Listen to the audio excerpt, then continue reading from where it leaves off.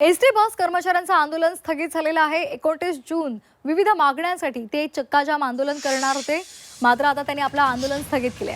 वार्षिक वेतनवाढ फरक, त्याचबरोबर महागाई भत्ता फरक आणि वाढीव घरभाडं भत्ता फरक देण्याचं आणि त्याचबरोबर जुलै पेड ऑगस्टच्या पगारामध्ये लागू करण्याचं आश्वासन परिवहन मंत्री प्रताप सरनाईक यांनी दिलेलं आहे आणि त्यानंतर महाराष्ट्र एसटी कर्मचारी काँग्रेसनं हे आंदोलन स्थगित केले।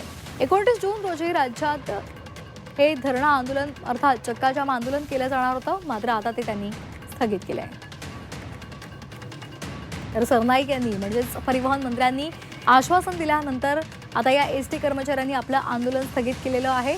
29 जूनला ते आंदोलन करणार होते, मात्र त्यांच्या मागण्या मान्य झालेल्या आहेत आणि त्या संदर्भातलं आश्वासन सुद्धा मिळालेलं आहे आणि म्हणून या सर्व कर्मचाऱ्यांनी आपलं आंदोलन स्थगित केले आहे।